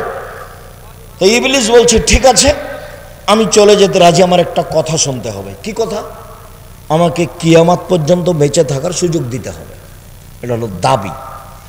তা আল্লাহ বললেন না যে তোকে দিব না, এ কথা বললেন না। তা আল্লাহ বললেন আচ্ছা ঠিক আছে, এলা ওয়াক্তি মালুম, একটা সময় পর্যন্ত দিলাম। দেওয়ার সময়তে আল্লাহ কিয়ামত পর্যন্ত বললেন না, বললেন যে এলা ওয়াক্তি মালুম, একটা সময় পর্যন্ত দিলাম। যেমন সুযোগ পেয়েছে তেমন বলছে। দেখেন বলার ঢং কেমন, রব্বি, হে আমার প্রতিপালক। কে বলছে বলেন তো? শয়তান। রব্বি, হে আমার প্রতিপালক, ওয়াইজ্জাতিকা, তোমার সম্মানের কসম, লাউবিয়াল ইনসানা মাদামা তারুম ফি আসাদিহিম, আদমের ছেলে মেয়েকে আমি ভুল পথে নিয়ে যাব, পাপ করাবো করাবো করাবো, ওর দেহে যতদিন শ্বাস আছে ও আমি তাকে পাপ করিয়েই ছাড়বো। আমি একাই জাহান্নামে যাব, ওকে আমি জাহান্নামে নিয়ে যাব, ও কেমনে জান্নাতে যায় তা দেখে ছেড়ে দেব। পৃথিবীতে সবচেয়ে রিক্সে আছে কে বলেন তো? ইবলিস। সবচেয়ে রিক্সে, 24 ঘন্টা সে রিক্সের উপরে আছে। যে কোনো মূল্যে আপনাকে আর আমাকে কোথায় নিয়ে যাবে? জাহান্নামে নিয়ে যাবে। আমি আপনি তো কিছুক্ষণ ঘুমাই, আরাম করি, বুঝতে পারি না, ইবাদত করি, ভুলে থাকি, কিন্তু শয়তানের এরকম সুযোগ নাই। শয়তান সবসময় রেডি। অপরতে পৃথিবীতে রিক্সের উপরে বিপদে কেউ নেই। ও বলছে ওর দেহে, আদমের দেহে যতক্ষণ শ্বাস আছে আমি তাকে পাপী করবই। এই ছেলে, তোমাকে বলেছি বহুদিন, আবার বলি, তোমার বড় মোবাইলটাতে ল্যাংটা মেয়ে আছে, তুমি রাত 2টার দিকে এভাবে রেখেছো, 2 মিনিট পরে আবার হাত দিয়েছো। তোমার বান্ধবীর সাথে তুমি কথা বললে, 1 ঘন্টা বলেছো, দিয়ে মোবাইলটা বন্ধ করে রেখেছো, 30 সেকেন্ড পরে আবার কথা বলছো। এগুলো কে করাচ্ছে বলো তো দেখি? শয়তান। কোরআন মাজিদে হাজারো জায়গাতে এসেছে, সব খারাপ কাজকেও ভালো করে দেখায়। খারাপ কাজকে কি করে দেখায়? ভালো করে দেখায়। দেখবেন খালি আপনি সাজাবেন, মেয়েটার সাথে এভাবে কথা বলবো, এখানে কথা বলবো, ওই জায়গায় কথা বলবো, এই কথাগুলি কথা বলবো, বলে নেওয়ার পরে আবার দেখবেন যে ও এগুলো কথা ছুটে গেছে, এরপরে যখন রিং দেবো তখন এগুলো বলবো, এগুলো বলবো। এগুলো কে সাজাচ্ছে বলেন তো দেখি? শয়তান সাজাচ্ছে, ভিতরে কাজ করছে সবসময়। তখন আল্লাহ বললেন না যে তুই পারবি না, এ কথা বললেন না। তখন আল্লাহ বলছেন, এই শয়তান শোন, ইজ্জতি ও জালালি ও ইরতিফায়ে মাকানি, আমার ইজ্জতের কসম, আমার সম্মানের কসম, আমার মর্যাদার কসম, আমার উচ্চতার কসম, আদমের ছেলে মেয়ে যতবার ক্ষমা চাইবে ততবার আমি ক্ষমা করে দেব। আদম সন্তান, মা দাওয়াতানি রাজাওতানি, আদমের ছেলে মেয়ে শোনো, তুমি আমাকে যেভাবে ডাকো আমি সেভাবে থাকি, তুমি আমার কাছে যেভাবে আশা পোষণ করো সেভাবে পূর্ণ করে থাকি। তুমি আমাকে যেভাবে ডাকো আমি সেভাবে থাকি। তুমি যেভাবে আশা পোষণ করো সেভাবে পূর্ণ করে থাকি। আমি পরোয়া করি না তুমি কত বড় পাপী, আমি পরোয়া করি না তুমি কত বড় পাপী। তুমি ক্ষমা চাইলে আমি ক্ষমা করে দিই। তুমি যেভাবে ডাকো আমি সেভাবে থাকি। তুমি যেভাবে আশা পোষণ করো সেভাবে আমি পূর্ণ করে থাকি। কে বলছেন? আল্লাহ। ইবলিস বলল এইটা, আর আল্লাহ বললেন এটা। তাহলে আস্তাগফিরুল্লাহ ওয়া আতুবু ইলাইহি বলাই লাগছে। আস্তাগফিরুল্লাহ ওয়া আতুবু ইলাইহি, শ্বাস যেমন নিজ গতিতে চলছে, শ্বাস ভেবে চিন্তা ফেলবো, এটা কি মনে হয়? শ্বাস যে আসছে আর যাচ্ছে, তো কোনো চিন্তা ভাবনা আছে কি? খাওয়ার টাইমের জন্য চিন্তা ভাবনা করা লাগে, কিন্তু শ্বাসের জন্য চিন্তা ভাবনা লাগে না। আস্তাগফিরুল্লাহ ওয়া আতুবু ইলাইহি এভাবে চলে আসতে হবে বেখিয়াল। নৌকাতে উঠলাম, দোয়া আস্তাগফিরুল্লাহ ওয়া আতুবু ইলাইহি। খেতে বসতে যাচ্ছে আস্তাগফিরুল্লাহ ওয়া আতুবু ইলাইহি। ঘুমাতে যাচ্ছে দোয়া পড়বো আস্তাগফিরুল্লাহ ওয়া আতুবু ইলাইহি। রাস্তায় চলছি ভ্যানলাতে উঠে আস্তাগফিরুল্লাহ ওয়া আতুবু ইলাইহি। এটা চলে আসতে হবে মুখে স্বাভাবিকভাবে। এটা ছাড়া আল্লাহ করবেন না। আল্লাহ রসুল বললেন যে দামি সম্পদ এক লেসানুন জাকির, ওই জিহ্বা যে এরকম ডাকতে পারে। তিন কালবুন সাকির, আলুর দাম গেছে গেছে যাক তাতে আসে যায়, যা হয়েছে আলহামদুলিল্লাহ, সামনে বছর হবে। একেবারে হয়রান হয়ে মাথা খারাপ, আর আলুর ব্যবসা করব না, এ করবো না, সে করবো না, বাদ অন্য কিছু করবো, একটা বলা হবে না। ব্যবসা রিস্ক নিয়ে করতে হবে। একবার গেছে সব আরো 10 বার আসবে, এগুলো হয়রানি হওয়া হবে না। আলহামদুলিল্লাহ কি বলতে শিখতে হবে? আলহামদুলিল্লাহ। আর ওই স্ত্রী দামি সম্পদ যে স্ত্রী স্বামীকে দিনের ব্যাপারে সহযোগিতা করতে পারে, দিনের ব্যাপারে সহযোগিতা করতে পারে। তো তোমাকে দিনের ব্যাপারে কি সহযোগিতা করবে? তুমি তো খালি গরম দেখাও, টাকা দিতে দেরি করেছে, কি সহযোগিতা করবে? তুমি রাত 12টায় গেছো, তোমার হাত পা ধরে বলবে আপনাকে আমি খুব ভালোবাসি, আপনার সাথে একসাথে খাবো, এই জন্য ভাত আমি রেখে দিয়েছি, তরকারি আমি রেখে দিয়েছি, আমি আপনার অপেক্ষায় আছি, আমি আপনাকে আমার জীবনের চেয়ে ভালোবাসি, আপনার পায়ের নিচে আমি নিজেকে মিটিয়ে দিতে চাই। আপনাকে আমি কত ভালোবাসি তা আমি অন্তর খুলে আপনাকে দেখাতে পারবো না। আপনি যা বলবেন সেটা আমি করব যদি পাপ না হয়, যা বলবেন সেটা আমি করব যদি পাপ না হয়। যদি বলেন সারা রাত পা টিপে দিতে হবে, প্রস্তুত আছি। যদি বলেন সারা রাত মাথার পাশে দাঁড়িয়ে থাকতে হবে, প্রস্তুত আছি। যা বলবেন তাই, যদি পাপ না হয়। আমার একটা কথা শোনেন, এশার সালাতের পরে বাড়ি চলে আসবেন, এশার নামাজ শেষ বাড়ি চলে আসবেন। এটা হলো মহিলা তার স্বামীকে কি করছে? দিনের উপরে সহযোগিতা করছে। দুঃখিত, মিছিলে যায়েন না, অমুকের চরিত্র ফুলের মতো পবিত্র বলিয়েন না, কেননা আপনি তার চরিত্র সম্পর্কে জানেন না। আল্লাহ রসুল বলছেন যে তুমি নেতার এই কথা বলে তুমি আল্লাহকে তোমার উপরে খেপিয়ে দিয়েছ।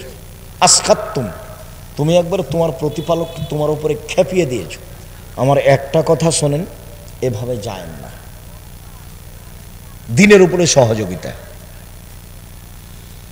শোনেন, প্যান্টটা কেটে ছোট করেন, আপনি যা বলবেন তাতে আমি প্রস্তুত। যদি বলেন যে আমার শাশুড়ির, আমার মায়ের, আমার শাশুড়ির কাপড় খেঁচে দিতে হবে, প্রস্তুত। পেশাব পায়খানা পরিষ্কার করে দিতে হবে, প্রস্তুত।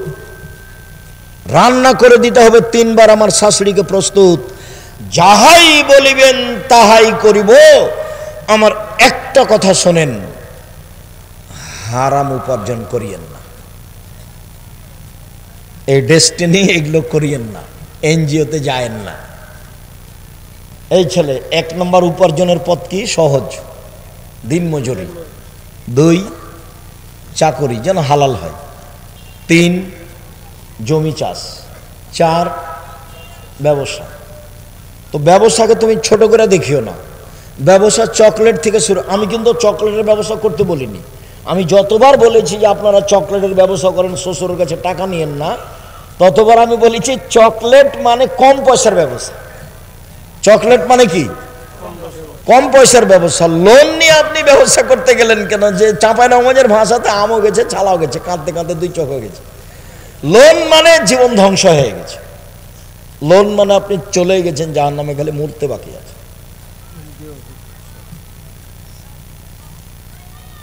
আর দেশকে ভালোবাসতে শিখেন।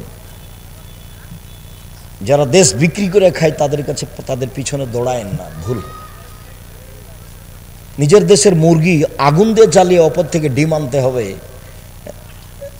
এত বেকুব বোকা দেশ বাংলাদেশ নয়। বাংলাদেশে যারা বসবাস করে তারা একে ধ্বংস করেছে, তারা একে ধ্বংস করেছে। কলকারখানা সব বন্ধ করে বাইরে থেকে কাপড় নিয়ে আসতে হবে। অবাক কথা। যে হলো জাতীয় শত্রু, যে দিনের শত্রু, যে জানের শত্রু, যে মালের শত্রু, যে অর্থের শত্রু, যে দেশের শত্রু, তাকে শত্রু হিসাবে জায়গা দিও। বন্ধু বললে তোমাকে ছড়ি দিয়ে দিবে। আমার মা বলতো 4টা কাজ করো না বেটা। তো করোনা তো লেনদেন তো জানতো না, 4টা কাজ করিস না বেটা। এক, কারো সাথে বন্ধু তালি করিস না, নাহলে পেটে ছুরি দিয়ে দিবে। একদিন বন্ধু তালি কি হবে, কেটে যাবে, তখন কি করবে? পেটে ছুরি দিয়ে দেবে। 4টার এটা রহস্য বলতেন, বাকিগুলোর বলতেন না। 2, প্রাইভেট পড়াস না। 3, দোকানে বসিস না। 4, মানুষের বাড়ি দাওয়াত খাস না। বন্ধু তালি চলবে না, প্রাইভেট পড়া চলবে না, দোকানে বসা চলবে না, তারপরে দাওয়াত খাওয়া হবে না। তো ছাত্র জীবনে দাওয়াত খায়নি, ব্যতিক্রম। এখন তো খাওয়াই লাগে। সম্মানিত দিনী ভাই বোন, বলছিলাম যে রাসূল সাল্লাল্লাহু আলাইহি ওয়াসাল্লাম আমাদেরকে যেইভাবে রক্ষা করার চেষ্টা করেছেন দোয়া তাসবিহ দিয়ে, সেভাবে করার চেষ্টা করি। দিনী বোন, আপনাকে একটু কথা বলি, জীবনে 2টা কাজ করবেন না, অভিমান আর প্রতিবাদ। অভিমান করে পূর্ণ না করলে সারাদিন সারা রাত শয়তান কে করবে? ওকে খেপিয়ে তুলবে। একবারে মেয়েটার আর ঘুমাইতে পারবে না, আপনার স্ত্রী আর ঘুমাইতে পারবে না। খালি শয়তান ওকে সারা রাত সাজাবে। কি বলবি সকালে, কি বলবি সকালে, কি বলবি সকালে? বল উঠে যে তোর সংসার করবো না, গেলাম, তুই আমাকে তালাক দিয়ে দে, তোর সংসারই করবো না। তো সে ঠিক আছে, তোকে তালাক দিয়ে দিস, এক্ষুনি তালাক দিয়ে দে, এক্ষুনি তালাক দিয়ে দে, যা। 1 তালাক, 2 তালাক, 3 তালাক, 100 তালাক দিলাম, যা। যেমন তালাক দেওয়া শেষ হয়েছে তেমন শয়তান নেই। এখন ফিরি, ব্যাপারটা কি? 3টে ছেলে, যে কয়টা ছেলে মেয়ে আছে? 3টে। শয়তান চলে গেছে। এটা আপনি বুঝতে পারবেন যারা তালাক দিচ্ছে তাদেরকে দেখেন বলে। এতই বেকায়দা, মানে বড় ধরনের বেকায়দা। ও যদি মামলা করে তাহলে কোর্ট তার পক্ষে, ওর ভাইয়েরা তার দিকে। কেউ এখন বুদ্ধি দিয়ে কাজ করবে না। ওর দুলা ভাইয়েরা আরো খারাপ আপনার বিরুদ্ধে। সবাই ওকে কি করবে? সাজিয়ে কোর্টে পাঠাবে, বিপদ আসবে। আমার দিনী বোনেরা 2, প্রতিবাদ করবে না। প্রতিবাদ করলেই সংসার ভেঙে যাবে। সম্মানিত দিনী বোন, 4টা কাজ করবেন, জান্নাতের সব দরজা খোলা। 1, 5 ওয়াক্ত সালাত। 2, রমজান মাসের সেম রোজা। 3, স্বামীকে মেনে চলা। 4, জেনায় লিপ্ত না হওয়া। যদি জেনা হয়ে গিয়ে থাকে, আজ থেকে তোবা করেন, কয়েকটা জিনিস পেয়ে যাবেন। 1, পৃথিবীর যে কোনো বিপদ থেকে বেঁচে যাবেন জেনা বন্ধ করতে পারলে। 2, বিচার মাঠে বিশেষ ছায়াতলে থাকা যাবে জেনা বন্ধ করতে পারলে। 3, জান্নাতুল মাওয়া পাওয়া যাবে। অনাহান নাফস আনিল হাওয়া ফাইনাল জান্নাতু হিয়াল মাওয়া।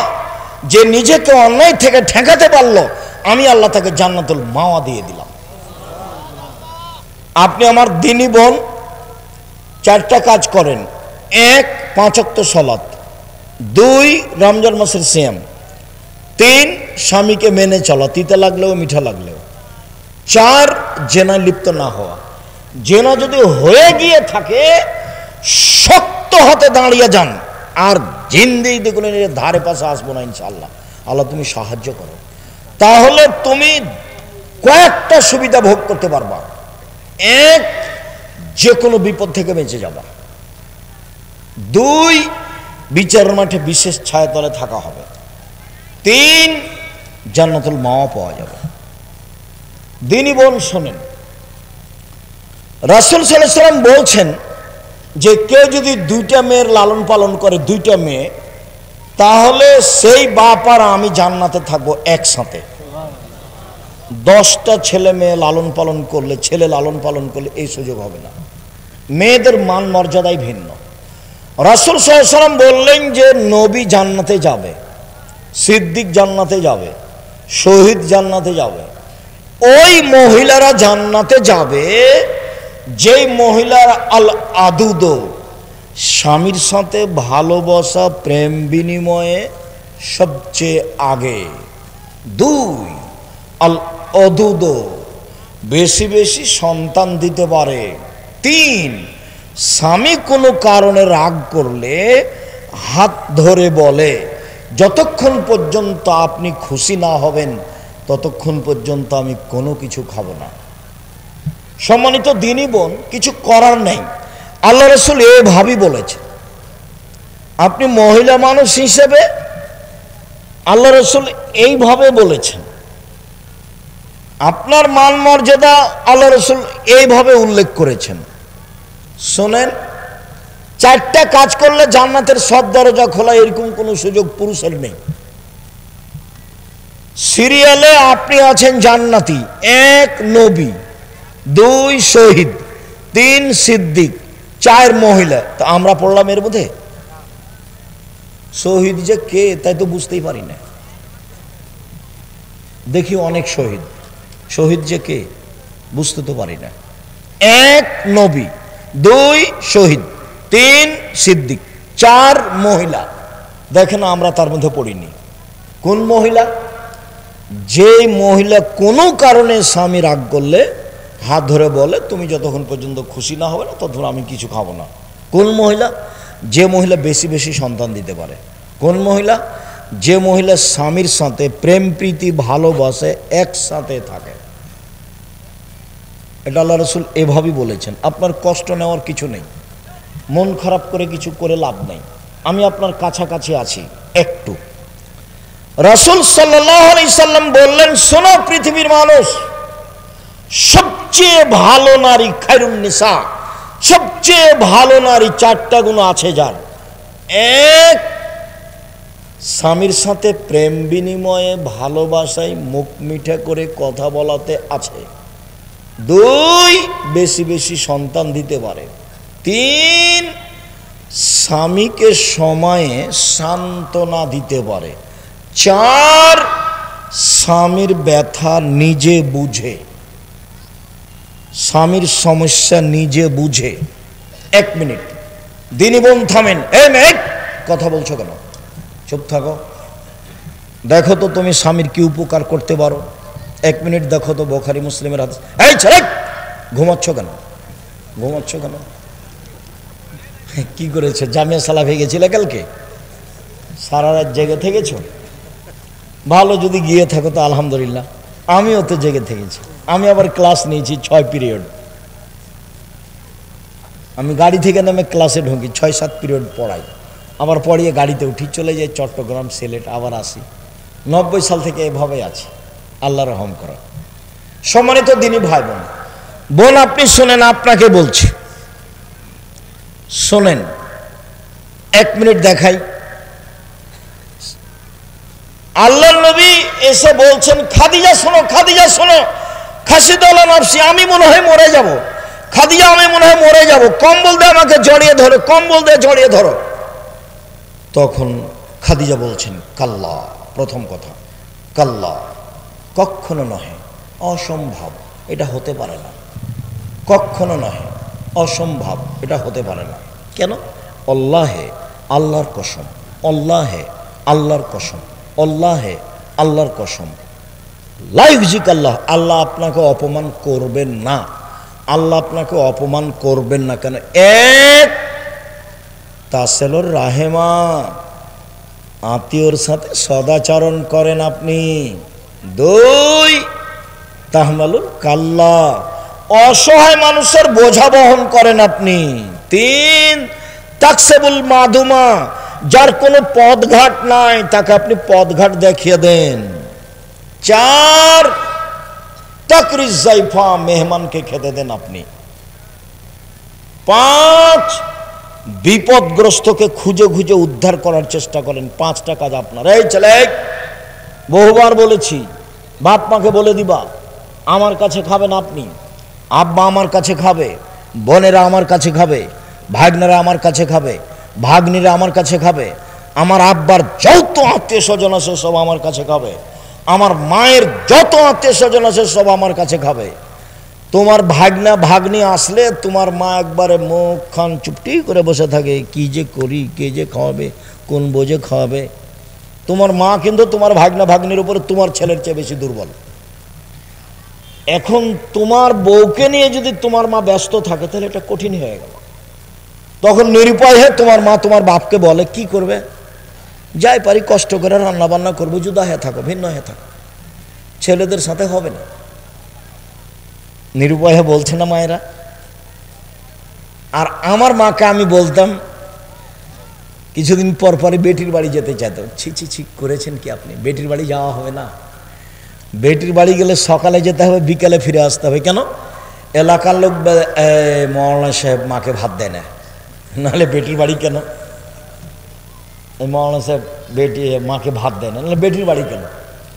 আর মাঝে মধ্যে আমি বুঝতে পারতাম যে আমার মা আমার বোনের ছেলেরাকে আমার চেয়ে বেশি ভালোবাসছে। তখন আমি বলছি, ওরা আগে না আমি আগে? আমার মা হাসছে। আমি বলছি, ওরা আগে না আমি আগে?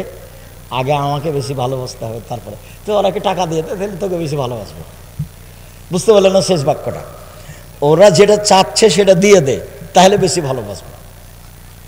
বুঝেছো কি? আমার ভাগনা ভাগ্নি যেটা চাচ্ছে আমার কাছে সেটা কি করতে হবে? দিয়ে দিতে হবে। জমি জায়গা টাকা পয়সা যা চাচ্ছে দিয়ে দিতে হবে। এবার তাহলে আমার মায়ের ভালোবাসা ওর নাতি নাতির চেয়ে কি হবে? বাড়বে। এখন কমে আছে। তো মাঝে মধ্যে আমার মায়ের সাথে এভাবে কথা হতো। আমার মা বিশ্বাস করত যে আমি যা বলবো সেটা আমার ছেলে করবে। আমার মায়ের আমার উপরে খুব অগাধ বিশ্বাস ছিল, দুর্বল ধারণা ছিল না কোনো সময়।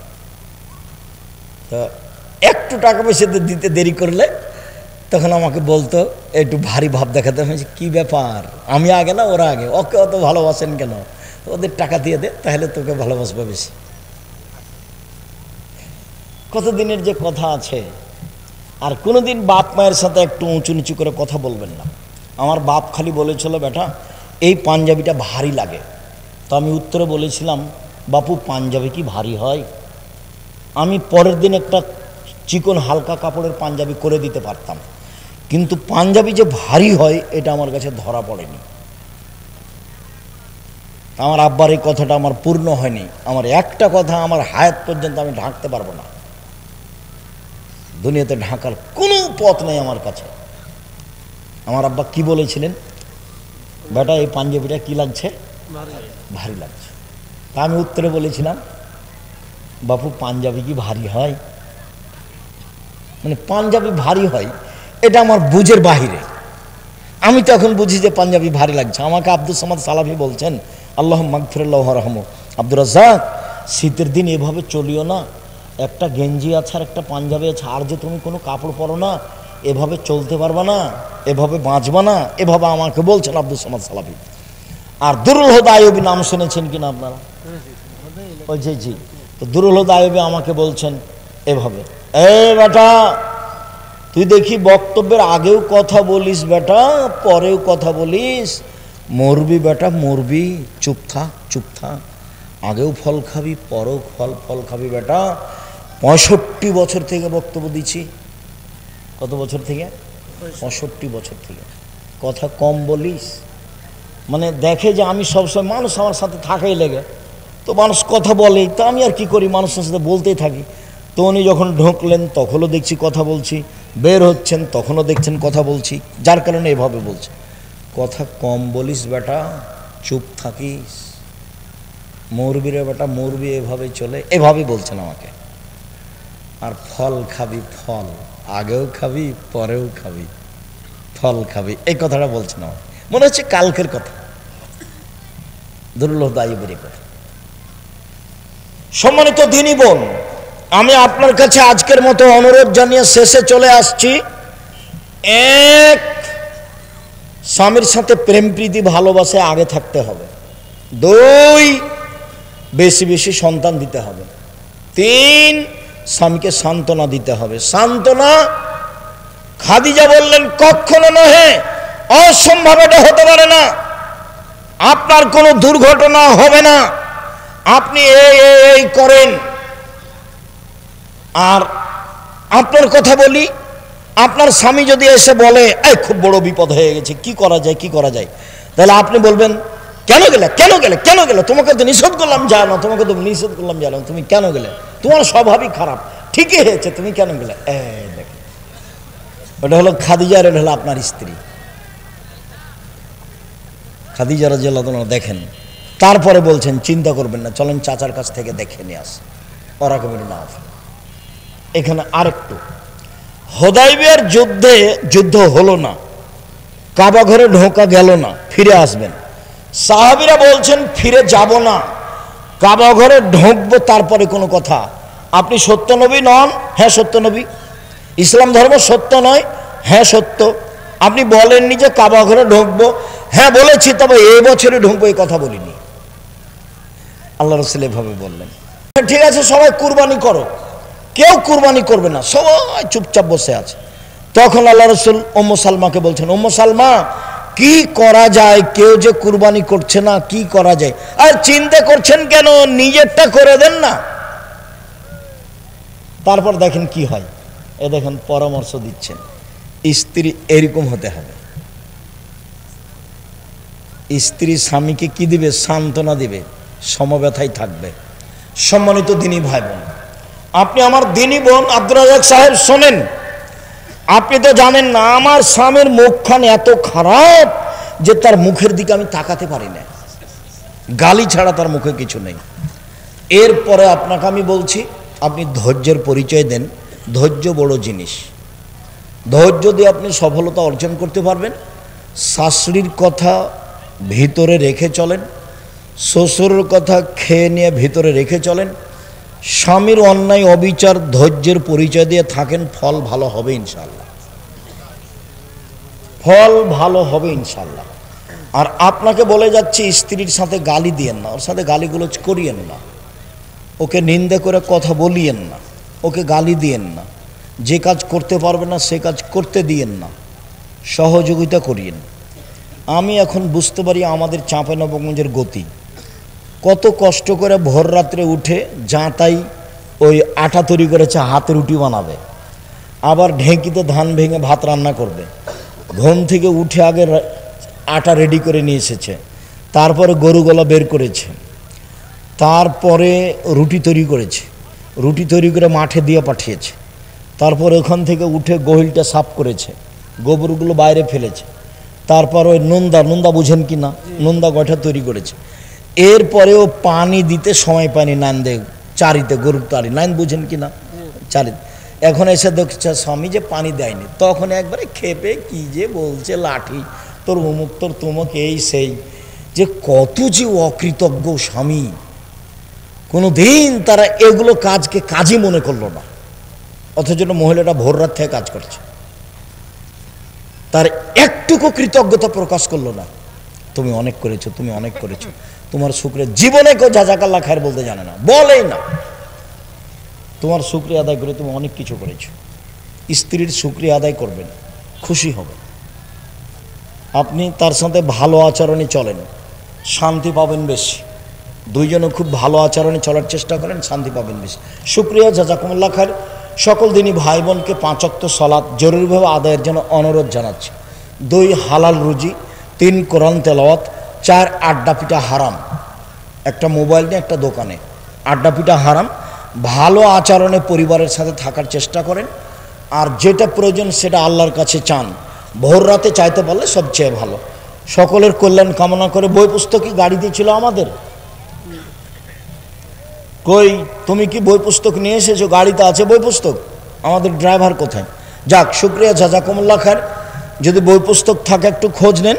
আমি আপনাদের শুক্রিয়া আদায় করে, অনেক মানুষ হয়েছেন, জায়গার তুলনা নাই, সকলের কল্যাণ কামনা করে আমি কথা শেষ করছি। আমার প্রশ্ন হলো, আমি একজন বন্ধা, আমার কোনো সন্তান নেই, আমার 7-8 বিঘা জমি আছে, আমার 2টি বোন ও 1টি ভাই আছে, আমি কাকে কতটুকু জমি দিতে পারি? এগুলো ওনার নিজের না স্বামীর? এগুলো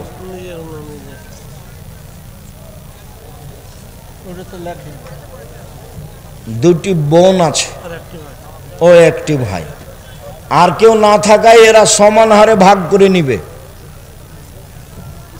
ভাই বোন সমান হারে ভাগ করে নিবে। এখানে বোনেরা ভাইয়ের সাথে আসাবা হয়ে যাবে। তোমার কোনো ছেলে মেয়ে না থাকায় ভাই বোন সমান সমান নিয়ে নিবে। আর তোমার বাপ মা যদি বেঁচে থাকে তাহলে আগে ওদেরকে, বাপকে দিতে হবে, মাকে দিতে হবে 3 ভাগের 1 ভাগ। আর এখন যদি বাপ বেঁচে থাকে সব সম্পদ তোমার বাপ নিয়ে নিবে।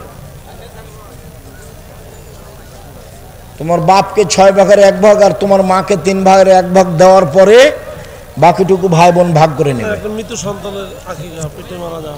পেটে মারা যায় তার আঁকিকা নেই। 7 দিনের আগে বাচ্চা মারা গেলে আঁকিকা নেই। 7 দিনের আগে বাচ্চা মারা গেলে আঁকিকা নেই। স্যার, আপনি নাকি হযরত ইব্রাহিম আলাইহিস সালামকে জাতির পিতা মানেন না। আমার করার কি আছে? জাতির পিতা তো আদম আলাইহিস সালাম। তুমি মানেছো, তুমি ভুল করেছো, তোমার নেতাও ভুল করেছে।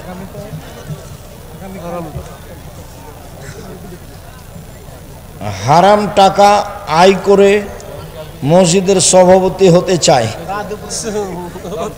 মানুষের দোষ উল্লেখ করতে হবে না। মন চাইলে তোমরা সভাপতি করো, না হয় বাদ দাও। কোনো অমুসলিমের বাড়ির পালিত গরু কুরবানি করা যাবে? যাবে, কোনো সমস্যা নেই। গরুর ওপরে কোনো বিধান চালু নেই, কিনে নিবে বাস।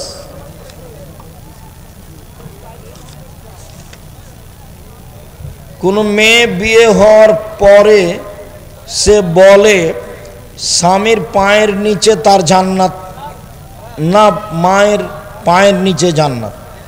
স্বামীর পায়ের নিচে জান্নাত নয়, মায়ের পায়ের নিচে জান্নাত। এইটা ঠিক। তবে আল্লাহ রাসূল বলেছেন, স্বামী তোমার জাহান্নাম, স্বামী তোমার জান্নাত।